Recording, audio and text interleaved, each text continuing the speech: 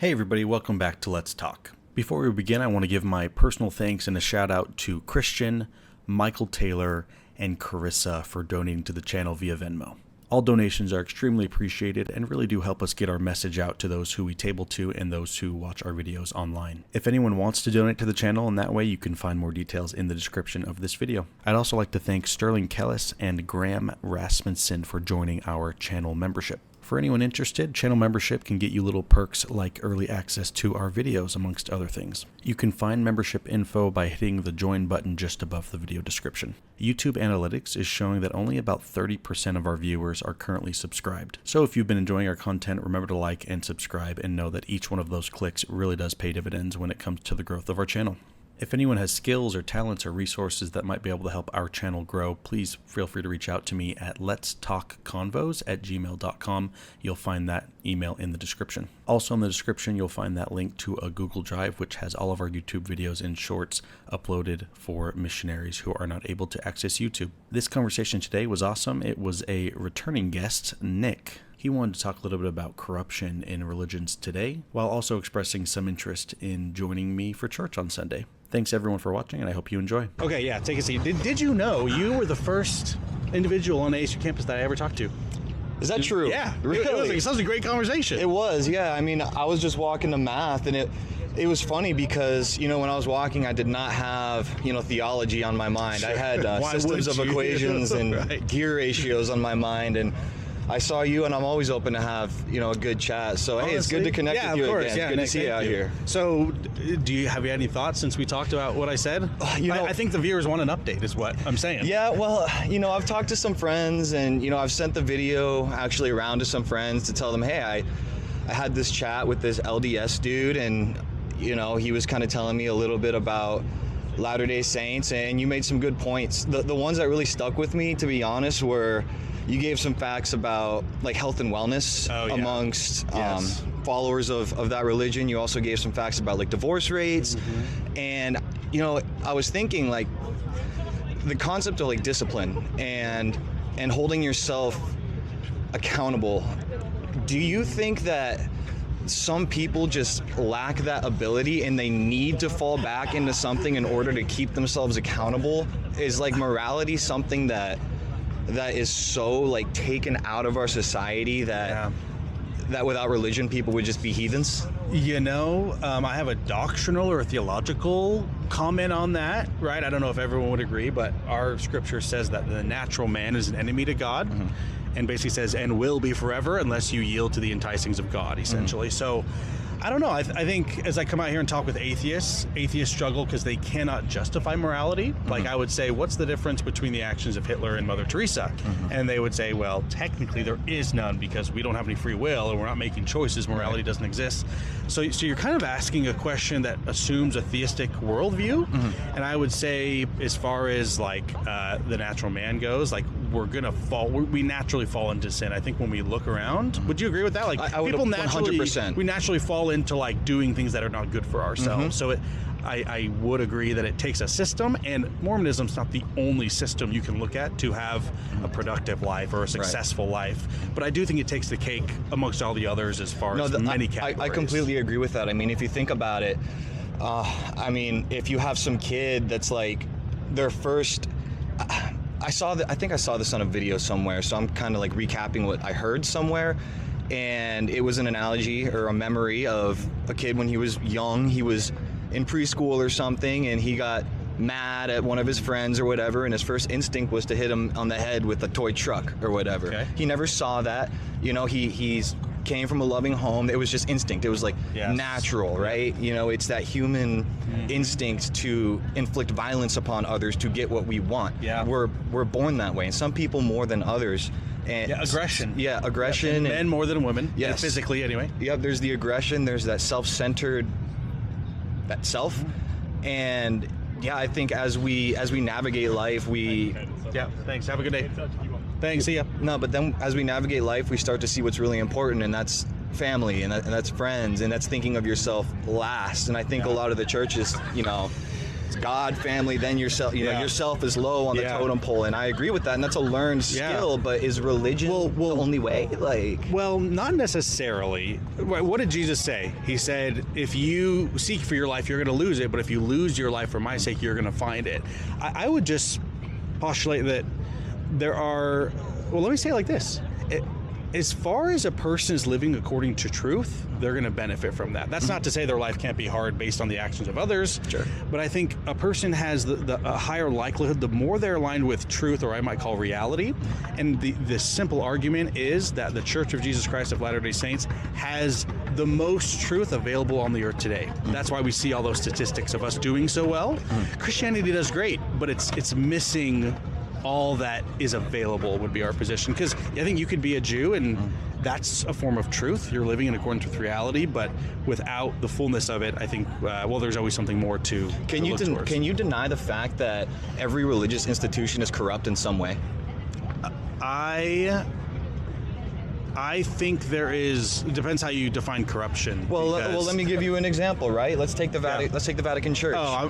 You want me to trash my Catholic friends? Well, let's just talk truth here, right? Because that's what we're about. You know, I'm not asking you to trash anybody, but we can't deny certain facts. And these certain facts are the Vatican Church has been involved in something as awful as the Vatican Church is sitting on an archive that would do nothing but benefit humanity, yet they hoard the information for themselves. I think that's a travesty.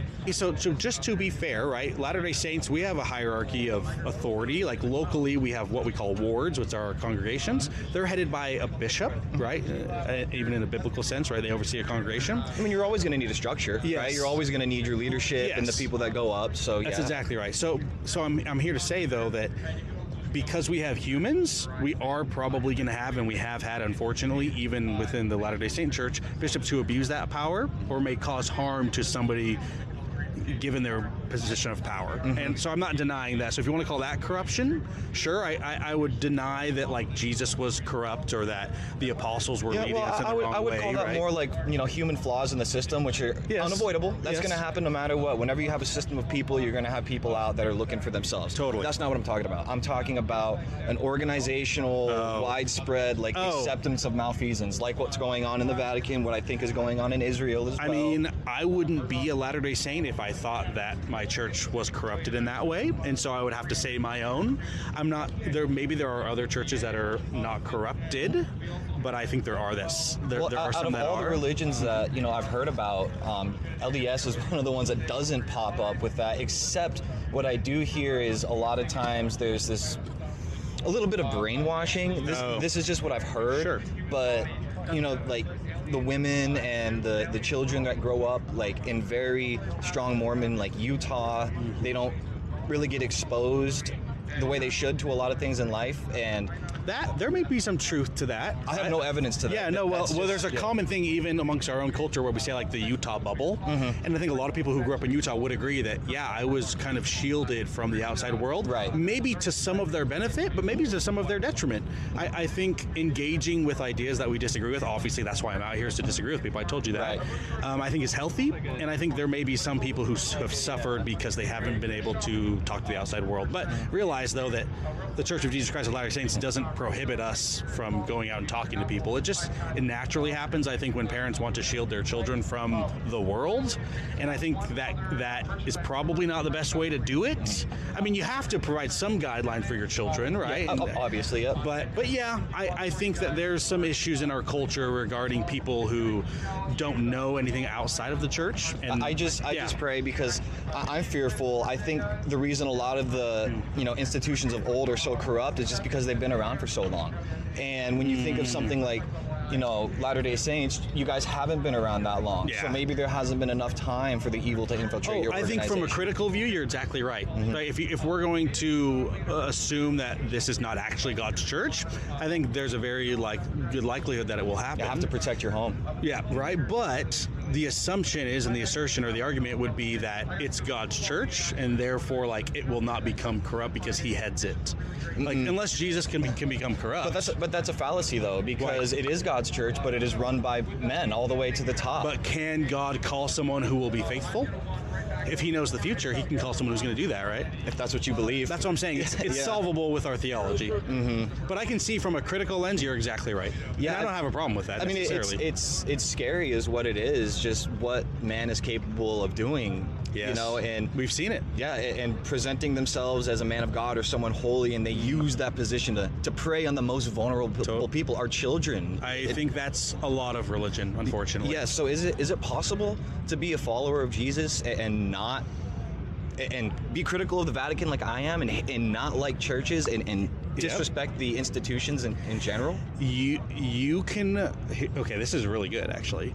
I would argue that if Jesus tells you to join the church, that you can only follow Jesus by joining the church. Does that make sense? Yeah. And so that's why we use the Book of Mormon. We would say the Book of Mormon is proof that God has established his church today, and he has prophets today, and speaking through prophets, he's inviting you, like he did Peter, James, and John and the early apostles, to join the fold, join the church. Right? Would you agree with that? Like, I would. It's logically consistent to say if you're going to follow Jesus, you need to do what he says. Correct. Right? I just get frustrated when I go to church and the first 30 minutes they spend asking for tithings. Well, have you been to Latter-day Saint Church? Because we don't do No. that in our meetings. You should No, come. I haven't. You should come. You should email me. Let's go. I would be more than interested in checking it out. I'll literally go with Absolutely. you. Literally, we meet 2 seconds that way. We can walk there together on a Sunday morning. I think they have services at like 11 and 1 o'clock or something. Honestly, brother, that sounds amazing. Let's exchange phone numbers after this. And, Sounds good. and we Yeah, can keep I in would. touch. I would be honored. Like I told you in our last conversation, you know, LDS is one of the religions that I haven't put a lot of effort into. I've been to synagogues, I've been to mosques, I've been to churches, obviously, But you haven't been really impressed, you're saying. worse than impressed, I've been disgusted. Okay. I've been absolutely disgusted. Asking for money, saying it's your duty to give to the church, which in a way it is, but it has been so skewed and so corrupted by the greed of man that I don't even feel holy in a house of God anymore. Okay, that's fair. Now, just to be totally transparent with you, we do tithe. We do give 10%. Everybody does. It's respectable, Right, but we're not passing around a tray. It's totally voluntary. No one's hounding you on it. We do have temples. Are you familiar with our temples around town? They're different than our church buildings. We perform what we consider like sacred rituals or like ordinances is what we call them. And in order to attend the temple, we do require tithing. And here's the principle. When you go to the temple, you actually promise God that you're willing to give all things. That if he were to ask you for it, that you were willing to give him all your material possessions, your whole will. Yeah, so the idea, if God asked me, sure, but if a man says God told me to ask you, that's a problem. Okay, yeah, I can respect that, but I'm not sure. Okay, well, maybe you'd have to receive personal revelation on your own. Like Absolutely. If God told you, hey, I want you to tithe to my church, you would do it. And it would come in the form of a feeling. You would feel that it's the right thing to do, you know? I don't need you know, literal somebody to come down and say, give money to the church, right? Totally. But if it feels right, to me, that is like the message, but it's always felt wrong. I'm guessing that's what you're going to find with Mormonism. That would be my argument. And others might say the same about their churches, but that would be my invitation for you. I'm open-minded with it. You know, I never go in with the assumption like I'm gonna hate this right away. I always go in open-minded, and it's a beautiful world out there. At the end of the day, it really is. And most people are nice. Most people you can talk to. I mean, you're evidence of that, right?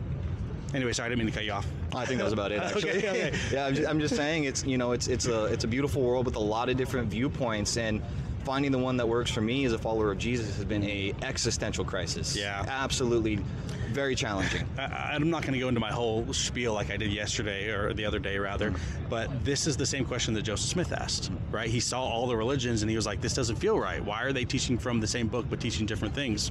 And he had a personal experience with God where he prayed and God said, this is what I want you to do.